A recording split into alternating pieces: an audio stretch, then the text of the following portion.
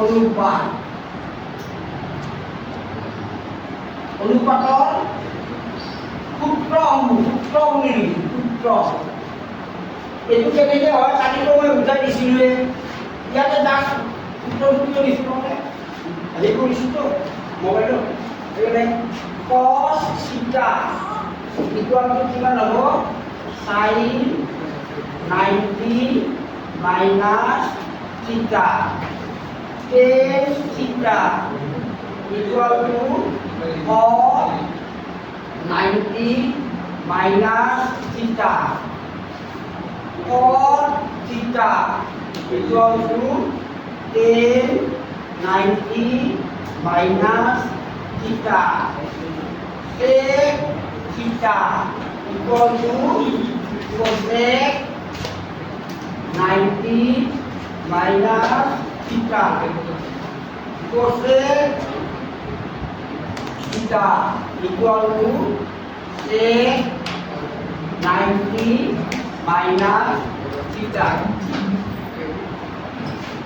এতিয়া কথা হল কি পুরক্ষণ মানে আমি তো জানোই যে দুটা কোণৰ সমষ্টি 90 ডিগ্ৰী গতিকে কোণ দুটা ইটো আনটো পুৰক্ষণ বুলি কয় গতিকে পুৰক্ষণৰ ক্ষেত্ৰত sin আৰু cos sin থিটা 30 ডিগ্ৰী হ'ব না একে মান হ'ব গতিকে সেইকাৰণে এই বস্তুটো জানিব লাগিব এই থিটা আৰু cos থিটা পুৰক্ষণৰ ভিতৰত অনুপাতমতে এনেকুৱা হয়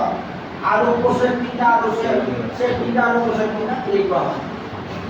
এইখিনি বস্তু মানে বুজি ল'ব লাগে আচলতে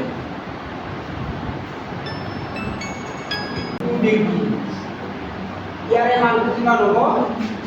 আমি চাই লওঁ চাবা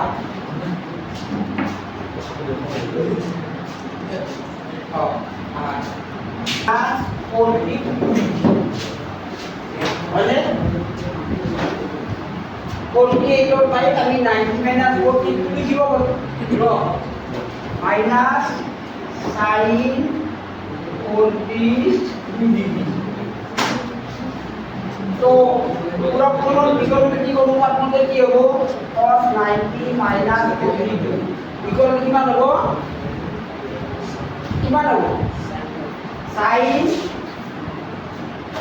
42 ডিগ্ৰী মাইনাস এইভাবে sin 42 ডিগ্ৰী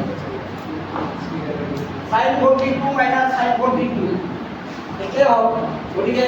মাইনাস কৰা মানে এনসাৰ 0 ডিগ্ৰী বিয়েৰ কাৰণ